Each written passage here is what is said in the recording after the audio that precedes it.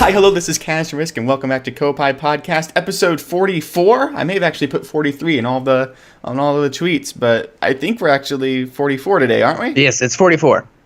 All right, for episode 44, I think the title may be wrong. I think it's actually 45, like to be technically correct, because I think there's still that lost episode. No, we counted over that. Oh, okay. But yeah, here I'll update the headline right there. That's the power of technology. I am one of your hosts, Kaz Risk, joined alongside Mr. Koppai himself, Zach Risk. Ta-da.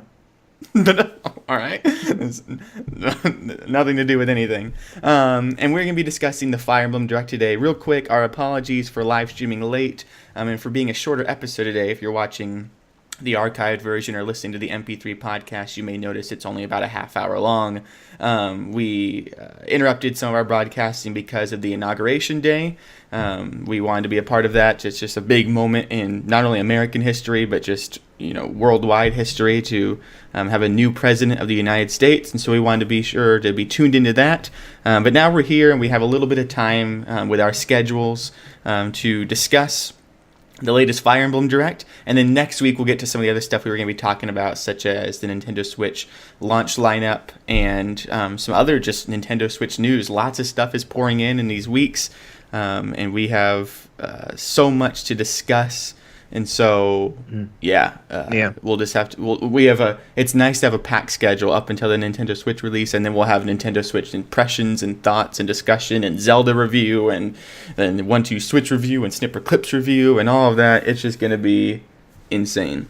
And so today, Zach, thanks for joining me. Yeah. How you doing? I'm doing good. And that's Zach's little me right down there. Yeah, I got my Breath of the Wild hype going.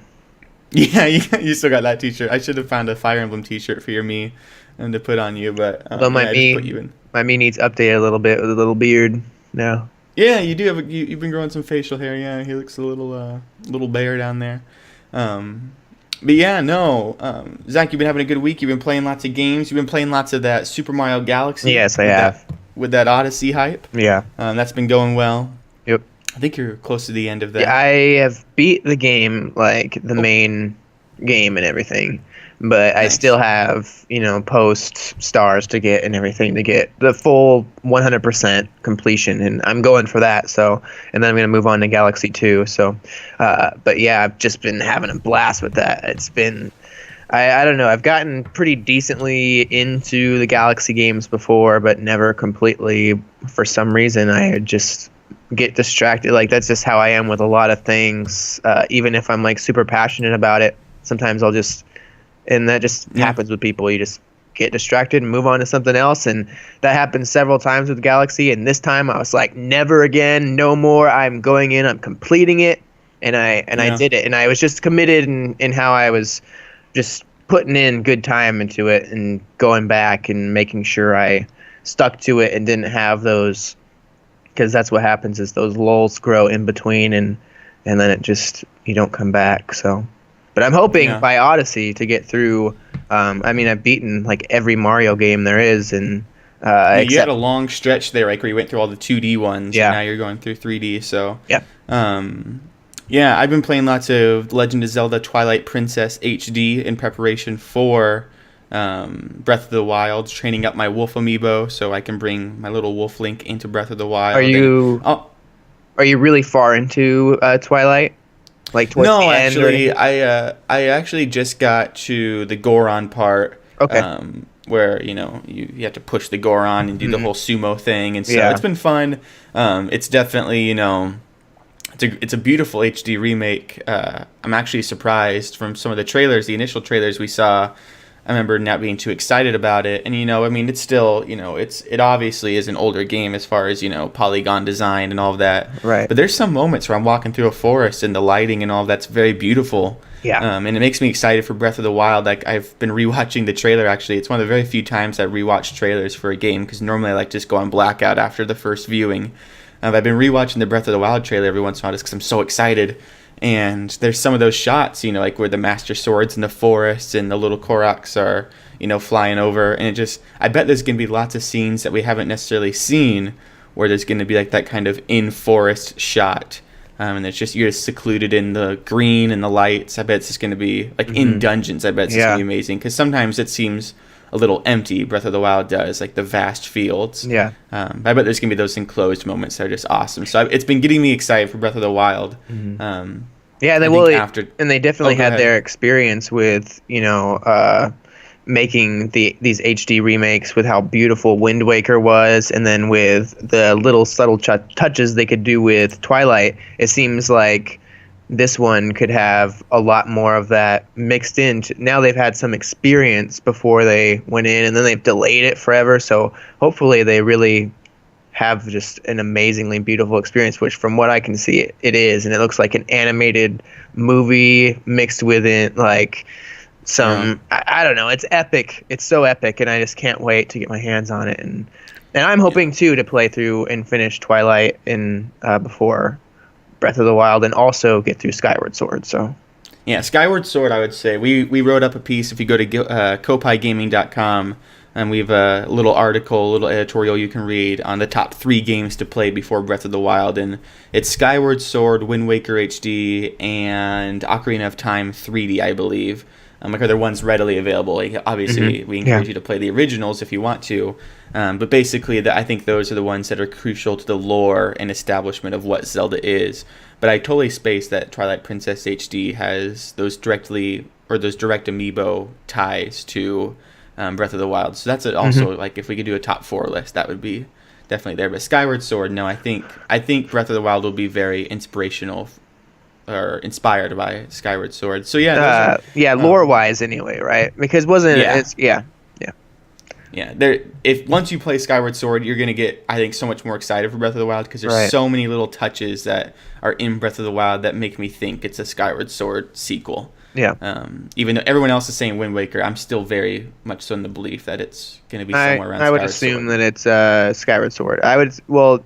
Just typically, like for an artist or like a band or any example, it's like most likely what their next material is going to be heavily influenced by the previous material more so than anything else. And if you're and you shouldn't be surprised when there's little flavors of what they just did, not like about a decade, like they're still going to be inspired by that and still have a huge love and like want to continue maybe with some of the Skyward Sword lore. So I would definitely not be surprised at all. Yeah. Let's just ditch all that and go back to like Wind Waker or no. It is interesting though that they were working on Wind Waker and Twilight Princess as part of the development for Breath of the Wild. You wonder where that's going to tie in together. Yeah, but yeah, so lots of Zelda hype, lots of Mario hype. But this week we're going to be talking about Fire Emblem. Yeah. And we'll hop over to the Direct here and start it from the beginning. We may not be able to make it all the way through the Direct as we have it playing here through the B-roll. But we're going to talk about some of the big points. We got Fire Emblem Echoes, Fire Emblem Heroes, Fire Emblem Warriors, and Fire Emblem 2018, or Switch, to talk about. Switch, obviously, we won't be talking too much about because we know absolutely nothing about it, not even a title for it, or even really necessarily a release date. I mean, 2018 is so ambiguous, we don't know what that means. But first and foremost is Fire Emblem Echoes. It's basically a remake, or I mean, not even a remake, really. I mean, it's inspired by the second Fire Emblem ever on the NES. But beyond that, it's a completely original game. If you've played the second one, you'll probably notice callbacks to it. But it's a remake in the same way that Breath of the Wild is a remake of the original Legend of Zelda on the NES. Like, it's an open world and there's an old man there. That's it. And so me personally, I haven't played, the second Fire Emblem. I haven't played actually too many. I started with Awakening, like a lot of people here in the West, and then played Fates. I haven't finished Fates, actually. I got distracted for whatever reason. But I do definitely like the series from what I've played and what I've seen of it. It seems very fun. And so this is definitely hype. I mean, I love tactical RPGs. Like, we love Civilization. We love Fire Emblem. I think I own Final Fantasy Tactics, but I haven't played it yet. But they're just so fun, and I love classic board games like Risk and all of that. Well, have you heard, I guess, that it's supposed to be a pretty steep learning curve for this game compared to other Fire Emblem games, because it's kind of the niche. It's the Zelda 2, kind of like I think that you mentioned, of the Fire Emblem series. So it is very different in many ways. I think it still is very tactical RPG. Still Yeah. has a lot of that element, just like Zelda 2 still has some hack and slash elements. But I think there is still there's another element to it a bit. I think of like a little more random, like Pokemon sort of style thing going Yeah, and on. dungeon exploration Yeah. and all of that. Some Yeah. slightly different mechanics, and I don't know. Some people were saying there could be a steep learning curve, but from what I saw, it didn't seem like nothing like too radical. Yeah, And no, it looks like it's a gorgeous kind of art style and theme. You know, the yeah, whole duality thing and the yeah, peace versus war, and Fire Emblem Fates kind of explored that. You know, you have conquest and birthright, and it's. I was kind of laughing almost. I'm like, this seems like it's a direct, kind of parallel of that. But I bet that's just a consistent thing in the Fire Emblem series that I'm probably just not familiar with. And that looks like Palutena there. You'll see in a moment, Zach. You have the delayed stream there, but the princess or goddess there. But no, it's super exciting. The interesting thing, though, that people noticed right away that it's May 19th, so it's right around the corner, but it's for the 3DS. I was very excited at the start. I'm like, no way, we're getting a new Switch game, But I think Nintendo America's Twitter account confirmed it was a 3DS game before the Direct even did. And some people are super bummed about that because it's like, yo, I'm throwing. Some people actually even have sold their 3DS. yeah, To make their down payment on the Nintendo Switch. yeah, and Wii because U's the and everything. And people are just selling their whole libraries. It seems. Yeah, and I mean, and I personally don't like that because I'm a collector and I'm a hoarder and I like to just hold on to all my stuff. A lot of people, they don't have the room or the money necessarily, and for a lot of reasons, there's no core reason to hold on to your old stuff unless you're gonna be going back to it. And a lot of people just won't be going back to it, like they're just acknowledging that. And there's a lot of games I own I'm definitely not going back to. Like I platinumed Ratchet and Clank, I put it in my drawer. Like I am 99% sure I'm not going to go back and play Ratchet. Like I've done literally everything you can do in the game and platinumed it, and yet I still own it, and I'm probably never going to sell it. So it's like, that's just me though. I like it on my shelf. I like collecting games. Definitely. So it makes sense for people to want to sell their hardware. I mean, I would advise to not do it because I think you maybe will regret it one day, but that's just me. Yeah. Well, it's possible. I mean, I think that there's that, like you make that point about Ratchet and Clank. Like if you're not in the collector's thing, once you've kind of milked a game for all that it's worth and really feel that you've got it all out, I think that there's the Mario Kart and the Splatoon and the Smash that will you always want to come back to, but hopefully we already know 2 of those are coming to Switch, so you have that comfort of knowing most likely Smash will be coming too, so I can just get rid of this if I've already beaten and completely exhausted the other games and really don't either need the money to get the Switch because I really want the Switch and there's no other way literally, or you just really don't care to have all the collectors and just would like to not have to put in as much for the Switch and just get that trade in. Why not? But yeah, that's the whole thing of the 3DS is a bit more shady with that because they just have been doing this whole marketing thing like we've been talking about with just not being very straightforward about this replacing the 3DS or having 3DS games on it, or how they're going to be handling that and when they're going to make the transition of just dedicating it all to the Switch, if they're ever going to make that transition completely.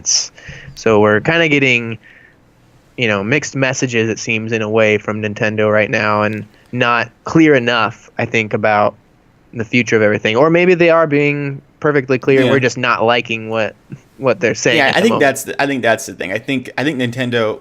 Well, there's this beautiful article. I don't forget who it is, but or who wrote it. It wasn't really a major media site, but it was kind of actually kind of not satirical, but it was very jokey and very carefree in the way it was written in the form structure. Yeah.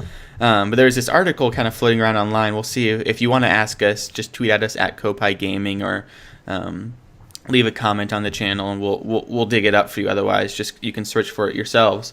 But there was this article basically saying Nintendo Switch is a handheld, but for Nintendo it's the Wii U replacement because the 3DS is still out there. But in a year it will be the 3DS replacement because the 3DS will die out. But the 3DS isn't died out yet because it has over 60 million people. So what do? We can't abandon the 3DS, and we also can't replace the 3DS quite yet. but we do have a handheld here. And so Nintendo's doing this thing where they're saying it's a handheld, or no, it's a home console to home console, because they want to have the Switch as the home console and the 3DS as the handheld. But then you have the problem of, well, this doesn't look like a console. Like the guy in the article says, there's literally a thing called the docking station. And what do you dock in a docking station? You dock your Switch and your iPod, but you wouldn't say your iPod's a home music system, you know, like Yeah.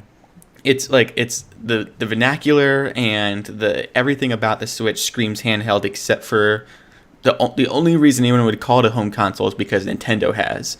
And so the point of the article, though, is that, you know, eventually Nintendo will make the Switch, and they'll go and make it so it's just the overall console, and then they'll probably at that point do a Switch 2 and a Switch 3 and so on and so forth, where it's just that's their hardware moving forward, just one embodiment of Nintendo. The problem with that, though, is you have a game like Fire Emblem, you know, like even what's playing right now, Heroes or Warriors, for example, is also coming to the 3DS. You have this problem where there's kind of this mixed marketing, which I'm worried about because I've been writing lots of editorials and articles about how the only thing that, or the big thing working for the Nintendo Switch is the marketing and the launch lineup, or the ease of developing for the Switch. Yeah. I'm worried that by having games coming out on both, there's going to be this mixed messaging. Exactly. Of like, well, this is the main big thing, is that we've all been talking about how that's like you say, kind of in a different way, though, is like the Switch is merging these departments, and that's what everybody's been excited about, is that the Wii U and 3DS departments are like now merged into one. And so now when you release a game that's for the Wii U or the 3DS, basically it's just out for the Switch, and you don't have to worry about making two different versions of a game. And that's a huge like problem, because what developers are like really wanting to have to work twice as hard to make two different versions of the game, one that's like might not even sell that great, which would probably be the Switch one, versus the 3DS one, because of like how they're doing this whole marketing message. It's like, yeah, maybe we'll want to work harder on the one that's going to be in most people's hands, which would be the 3DS one. It just seems like they really need to abandon the 3DS as soon as possible and just switch. Not like immediately, but very soon. Yeah. Like if next year through 2018 we're getting consistent 3DS releases, I think that's going to be a problem. But ending out the year and having a few flagship titles, or even maybe start phasing towards the new 3DS only, and you start to just kind of do it that way. Yeah. I think that's fine. But if you get into next year and it's still these kind of dual releases, it's just gonna make it so it's like, why get the Switch? I think the only counter to that is you look at something like Fire Emblem. I just see the words popping up. You see something like PS3 and PS4, and it was very clear that like this is what the PS4 is. Even though, you know, the first Assassin's Creed was releasing on, you know, both platforms. You know, Grand Theft Auto was on both platforms. Yeah. You know, even The Last of Us to an extent was on both platforms. Yeah. Like they did the same sort of thing, right. but. This is what I'm kind of go ahead. thinking, is that, I mean, I'm wondering how much of a direct port this Warriors game is on the 3DS versus the Switch, because like, is it like really had to be reworked, and is using like the 3DS Hyrule Warriors engine that they specifically made for it? How different are these developments? Because it seems, for example, like Assassin's Creed or Call of Duty, that's probably a bit more simple of a port, since they already have the up-res settings, the higher textures. They just have to make it on a system that's capable of actually handling that. So down-resing, or like making Skyrim on Xbox 360 use the lower textures is really not that difficult. I have a feeling that's not the simplicity of what Warriors is on the 3DS versus the Switch. I have a feeling they're almost completely different games.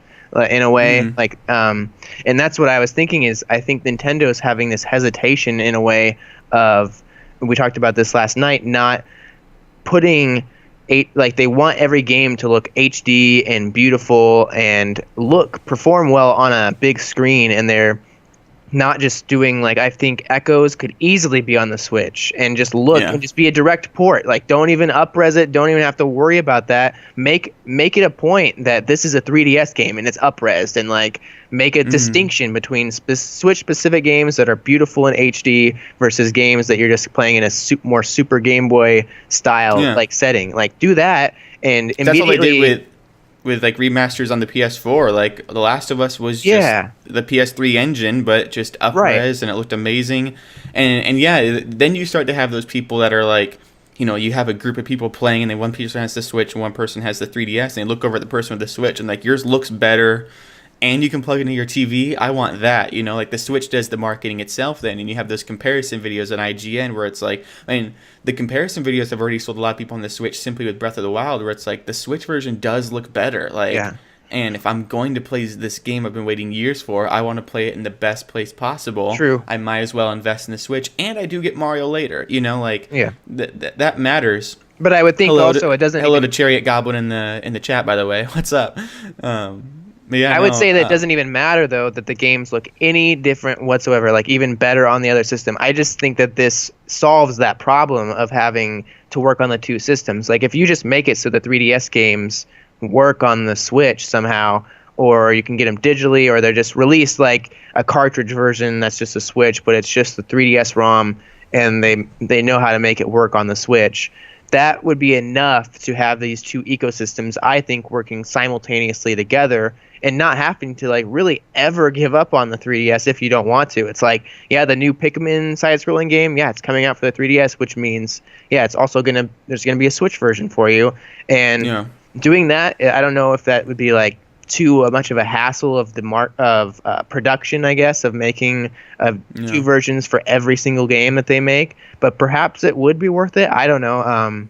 I think that for certain games at least, I would think they should at least try it, because it would be, I don't know, I think it would work out for them. And I think that it would be a very simple solution to this. And I don't think people would care that 3DS games would have a little more jagged look on them when they are specifically advertised as such, if nobody was deceived, you know. So that's my opinion. Is like, sure, Wii U games to Switch might look a little bit better, but that's over anyway immediately with Breath of the Wild, because there are no more Wii U games. So it'll be just 3DS and Switch going forward. And I really think that they should. We've just been asking for 3DS games to work on the TV forever, and I don't think anyone at this point cares if they're up-res or not. Just give us the damn 3DS games on the TV already.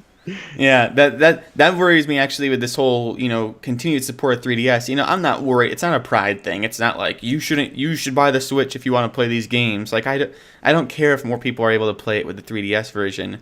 My only fear is that if it starts to hinder the Switch support, because I want Switch support, and I don't want it to be like, Echoes is a game that could have been developed for the Switch, and instead it's being developed for the 3DS, which means we're getting one less game. And like, I would have loved a May brand new Fire Emblem game on my Switch. Like, that would have been legit.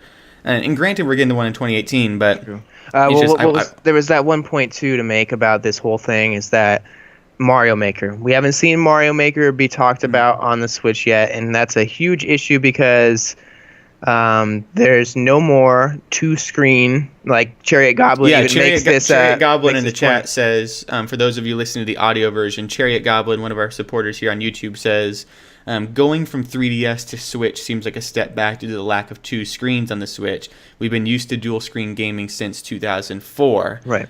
So 13 years of dual-screen gaming with Nintendo.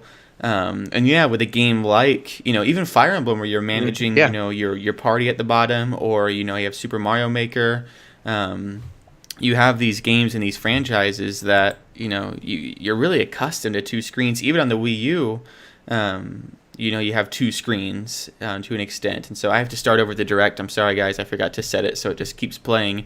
So we're going to start from the beginning with the B-roll there. But yeah, it does seem like, you know, you have a game like Super Mario Maker. I've actually been playing a lot of it on my 3DS. I got the 3DS version, which, by the way, totally worth it simply for the challenge mode and the levels created by Nintendo. It's been an absolute blast. Yeah. Definitely worth the money, I think.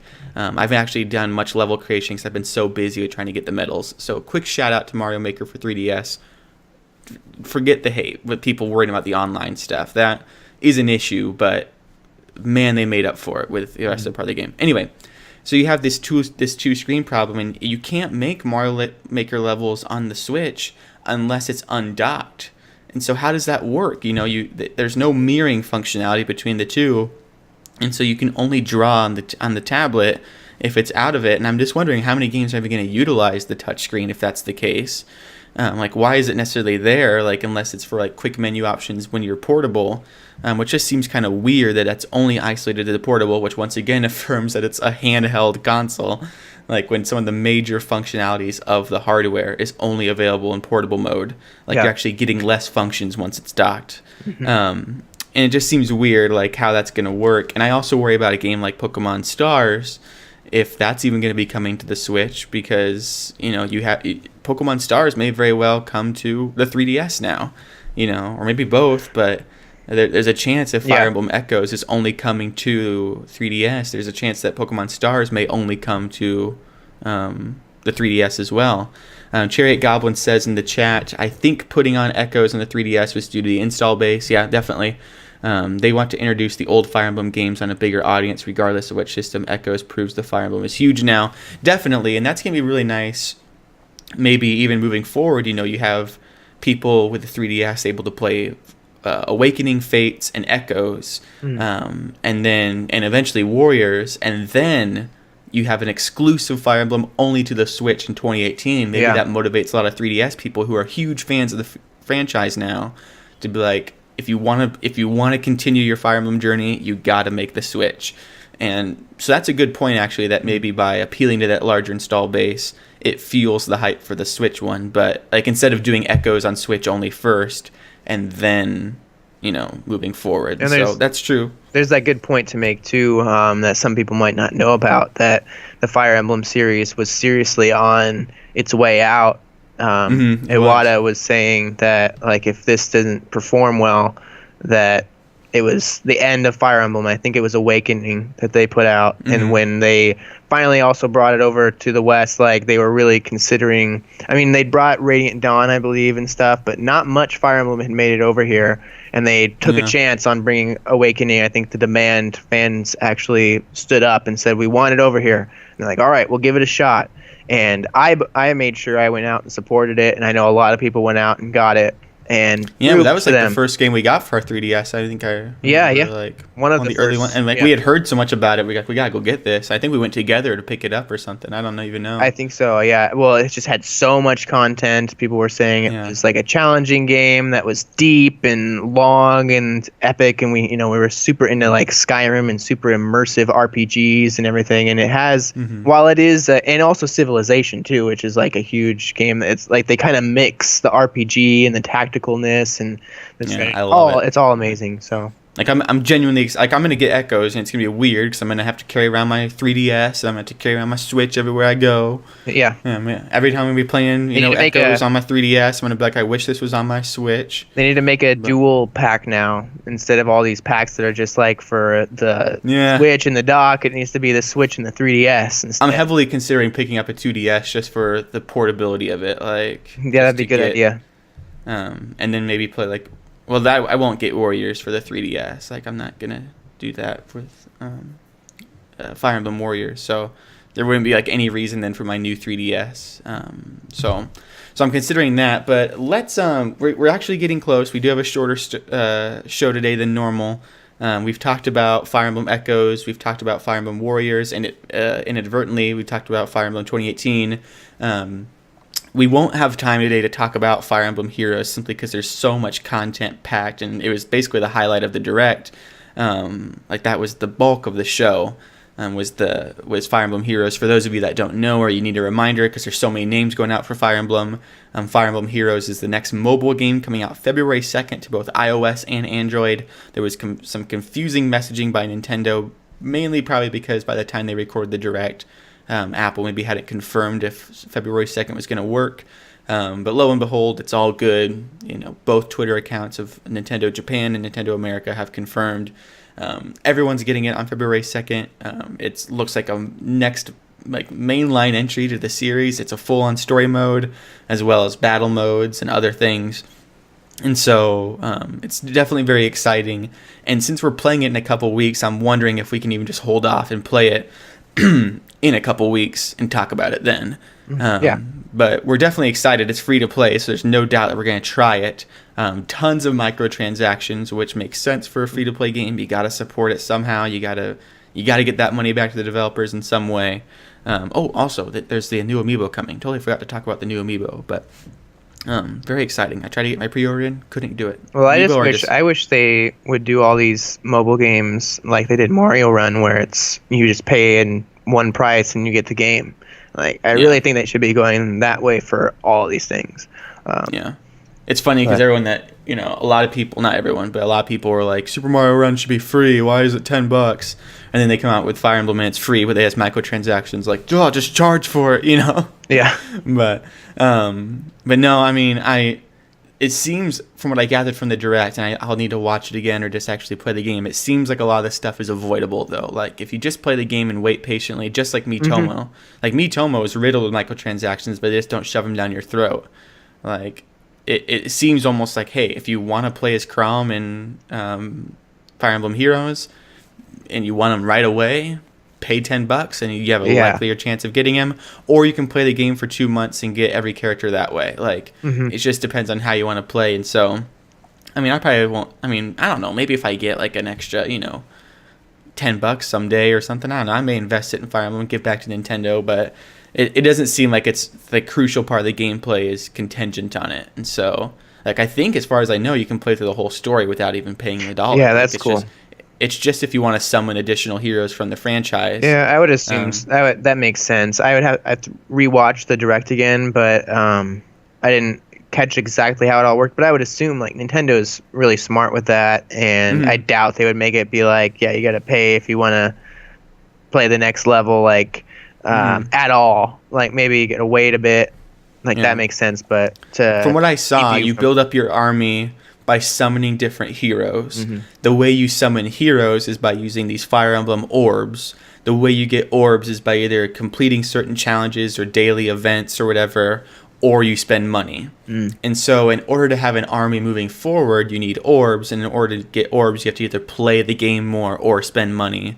And so it's kind of like, I mean, it's like every other mobile game, like Candy Crush. Like you can, like our dad is a huge fan of Candy Crush and has played through 900, I think actually like 2,000 levels of Candy Crush, and he hasn't spent more than $1. And the only reason he spent $1 is because at the start of the game, when he was one of the first people playing it, you couldn't progress through the game without getting tickets. And the way you get tickets is by recommending the game to friends, and there was no one to recommend the game to, and so he had to spend like $1 very early on. But ever since, he prides himself on spending no money and just playing the game for 2,000 levels. But it seems like it's going to be able to go that way, which, there's going to be millions of people that spend no money and play through the entire story mode, and then there's going to be 1 million people that spend $10 on it and make it so everyone paid $1. It's just going to be that method of money making, which is brilliant for Nintendo. It's going to be awesome for everyone involved, I think. Destiny is the same way now. Destiny bases all of its, DLC, like all of its DLC is pretty much free now, but they also have microtransactions, and I'm one of the very few people that spends money on new emotes and costumes and stuff because I like making my character look good. And then it makes it free for everyone. So it's a good business model, I think. It's only when it's like, hey, you can't, progress to the next level unless you spend money, or they make the game intentionally hard in order to make you buy booster packs for your character. But buying more heroes to build up your army, I think that's a pretty fair and immersive model. And so I'm not too upset with it. And the game, watching the cinematic here, is no doubt going to be a gorgeous, full-fledged experience. And I'm gonna love having it on my phone. Hopefully by then I have the Google Pixel, and then I'll switch off iPhone to Google Pixel. I'll get Fire Emblem Heroes. I won't be able to play Super Mario Run, but then by the time it comes out, I'll be kind of bored with Heroes, and I'll go back to Super Mario Run and play. Maybe they'll have like new levels by then. I don't know. Yeah. By the way, Super Mario Run comes out in March for Android users. Rejoice! You get Switch and Super Mario Run in 1 month. It's definitely worth the $10. So go ahead and pay it. But yeah, I think that's all we have time for today. I have to get some other work done and eat lunch before I have to head off. We're just a little bit messed up today because of Inauguration Day, but we'll be back next week on Friday at 11 a.m. Central Time. That's 9 a.m. Pacific Time and noon Eastern Time in the United States.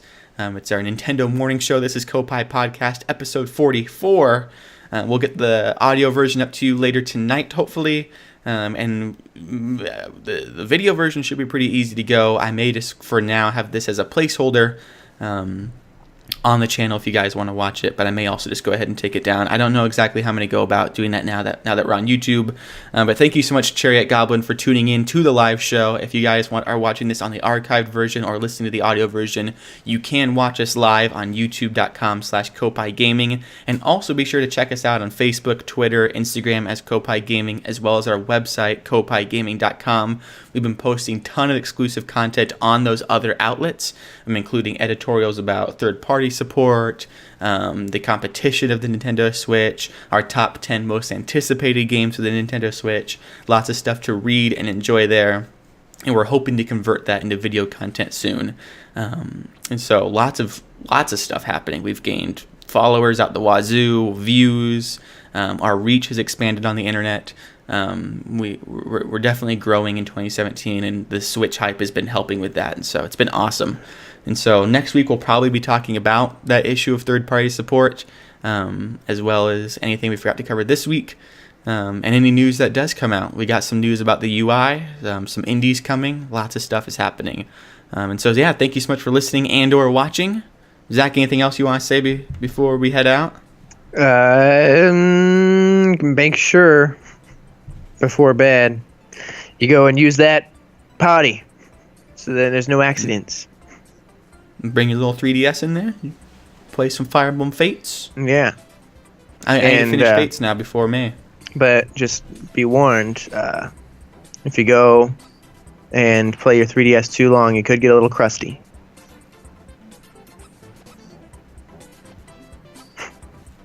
Some people sit a little too long without wiping. They forget. You space off. Oh yeah. You got a little issue down there. Yeah. Breaks off. Well, then you just like drop a rock dingleberries in the toilet so it splashes or something. Dingleberries are brown. My gosh. All right. Well, the show's gone on officially too long. And so thank you so much for watching and or listening to Koppai Podcast episode 44. We'll be back next week live for Koppai Podcast episode 45. And until next time,